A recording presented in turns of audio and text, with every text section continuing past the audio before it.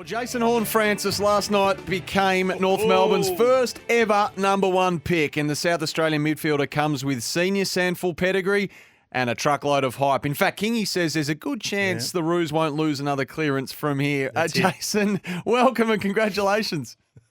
G'day, boys. Thanks for having me. I imagine it's good to have it all done finally after all the toing and froing and all the talk. How has it sunk in the morning after?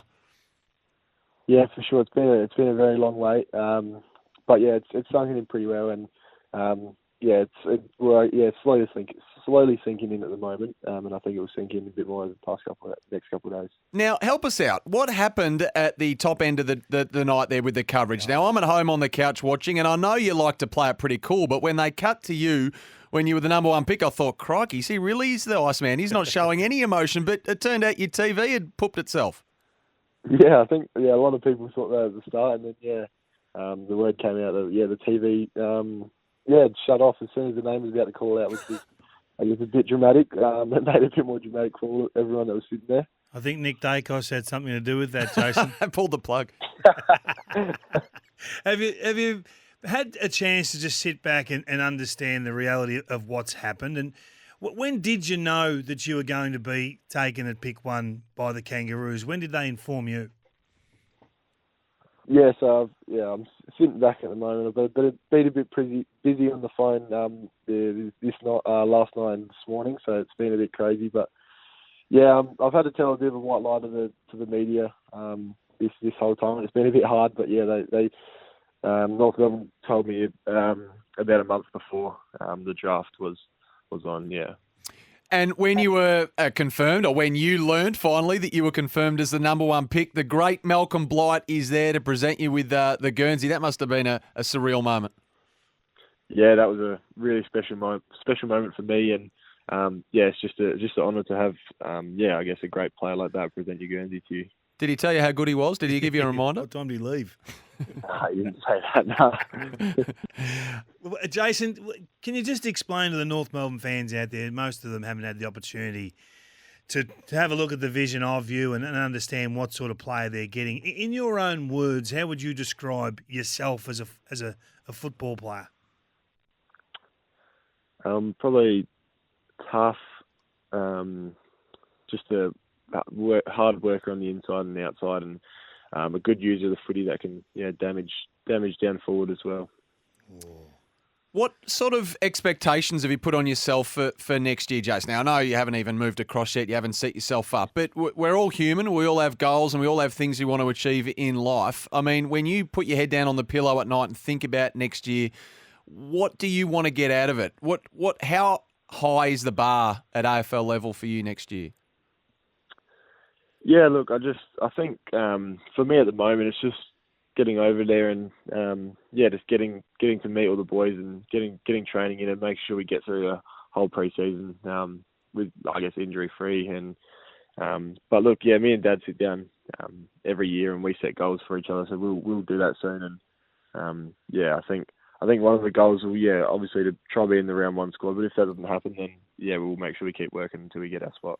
And we touched on this earlier around, there's a flavour of question around this time of the year about, the expectation that comes with going #1 and the pressure that might bring onto young people, and the expectations are unfair, but that doesn't appear to hold any weight with you at all. In fact, almost the opposite. Can you let us in a little bit on how you wanted that #1 status?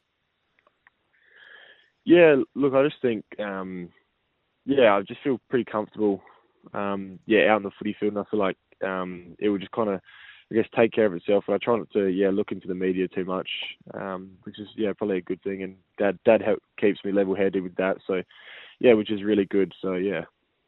You look at the Kangaroos, and clearly they've finished in the wooden spoon position, bottom of the table, so they get the luxury of pick 1. But what excites you about what you see at the Kangaroos? Clearly, you're going to be a major part of this developing midfield. But what excites you about going to a club that in reality has just finished last? Yeah, I think they've got some good, really, really exciting talent. Some young talent, and then obviously they've got a good mix of veterans over there as well, which will be really good. And I'm really excited to get to work with them. And I think the coaching staff, I think Noge is a bloody awesome coach. So I think they're heading in the right direction. And I imagine you've had a few conversations with Nobes by now? Yeah, I've had a few. And who are you, how's he come across? How have you? He's pretty boring, Nobes, isn't he? He's pretty boring, Jason, isn't he? He doesn't really give you too many laughs. Yeah, he's all right. Who are you most looking forward to playing with then, Jason, and perhaps getting to know? Who fascinates you from the outside looking in at North Melbourne?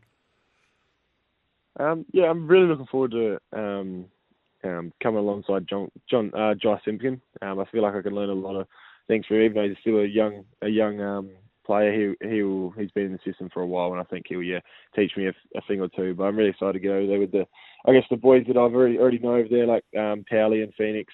I'm really excited to getting to see them again. So yeah, it should be good. And speaking of learning, the influence that Bryce Gibbs has had on you, particularly this year, someone who's been a #1 pick, who obviously came out of the same part of the world, what sort of influence has he had on you? Yeah, he's had a massive influence on me and a lot of the young fellas at South. And I think just the professionalism and the way he goes about it, he brought to South Adelaide. Really helped, I guess, the whole club in our success this year. And yeah, he's been tremendous for me, on field in moments and off field as well. He's been super. So how quick does it all happen from now, Jason? How quick do you have to beat the Kangaroos, and what are your obligations from now? Yeah, so they want me down there on this Sunday. I think my flights are around 11, so I'll get there Sunday morning, and then I think they'll show me around on Monday, I reckon. I think that's the plan. Yeah. Is there anything you like to do away from the game at all, Jason, to seek that, change of scene or release, or are you all business and the blinkers are on? Yeah, I've been playing golf a lot lately. With a few boys from South, we go out and we have a hit of the golf, and we like to take it pretty serious, and we like to think we're half decent. But I get my mind off going to play golf, and I like basketball as well. So whenever I can get out and play some basketball, watching basketball, I always do that. You might be able to have a hit with him, Sammy, and teach him a few things. Sam's off 54, wouldn't Jason, if you're unaware.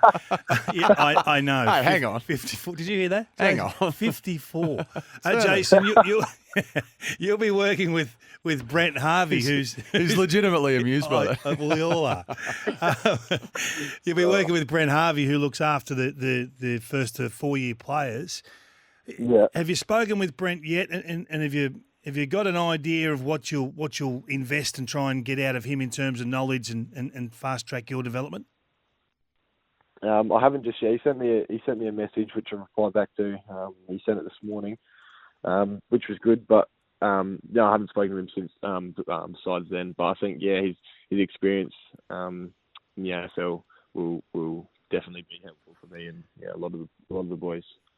I know it's all happening for you. It's a whirlwind, and you've been on the phone since they read your name out last night. But this is a huge moment for Kangaroo fans, Kangaroo supporters who've been appreciating that the rebuild had to take place and they had to go back to ground zero. And to get a player like yourself at pick 1 is all we're hanging our hat on now, and the build over the next few years. Can you understand the importance of yourself to this rebuild, and how does that sit with you? I guess is something I'm really keen to find out. Yeah, like I said, I'm really excited to get over, and I think we're heading in the right direction. Look, I'm just really excited to get over, and I think hopefully we can get some success in the next couple of years. It might not take the first year, but I think keep watching, and I think we'll do all right. Yeah. Jason, we can't wait. I think I speak collectively for everyone, especially North Melbourne supporters, when I say can't wait to see you in action. I hope the relocation and the move goes smoothly, and we know you've had a hectic time of it over the last 12 hours or so, so really appreciate you joining us. No, thank you very much. Thanks for having me on, boys.